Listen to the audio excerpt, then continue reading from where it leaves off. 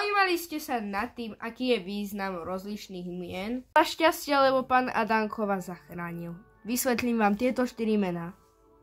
Začneme mojím menom. Za hebrejčiny som muž z hliny alebo prvý človek na svete. Niečo také podobné. Všetko mi ide ľahšie ako ostatným. Že ten test je taký ťažký. Čo hovoríš? To je úplne primitívne 1+1. Vie sa rýchlo zorientovať aj v neprehliadnych situáciách. Zdáva sa bez boja, čo asi pravda u mňa není. Získa si podporu iných. Ty si najlepší! Vyhral si diplom, ktorý dostal asi každý za účasť a ovplyvňuje ich planéta Merkúr. Merkúr, daj mi pokoj! Matej. Je to typ, ktorý je milý a dobrý. Dokáže sa ospravedlniť. Ty hnusný šviniar, kvôli tebe som dostal 5 a prepáč, je mi to veľmi ľúto, boli ma to pri srdiečku, že som ti to povedal. Má veľkú zvedavosť, čo není pekná vlastnosť, a stará sa do veci druhým. Ten môj frajer, on bol taký stupidný, on nevedel nič. Ti vravela, že si máš zobrať toho iného. Čo hovoríte? Čo sa staráš, to není tvoja vec. Štefan, po grécky víťaz. Porúčam ti si kúpiť lotériu, lebo za chvíľku sa tu budeš voziť v Bugatti. Myslím to 100% úprimne. Ovplyvňuje ho Merkúr, takže super, sme už dvaja. Dokáže znášať odporovanie a kritiku. Najradšej si všetko uľahčuje a skracuje. Aha, takže zajtra mám tých 6 projektov, 3 domáce úlohy, jedna od najpresnejšej učiteľky.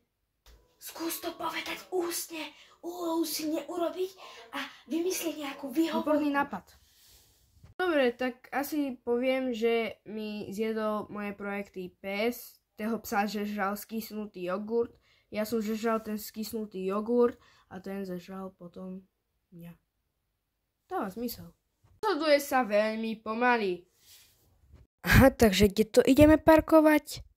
Tam máme parkovacie miesto, aj tam máme parkovacie miesto. Neviem, kde by som išiel. Asi pôjdeme do hentého, ale nie, tam je ten Mercedes. Tak asi do hentého. Asi pôjdem do hentého. Dobre, dosť už Štefana. Poďme na Barboru. Vždycky povedaná cudzinka.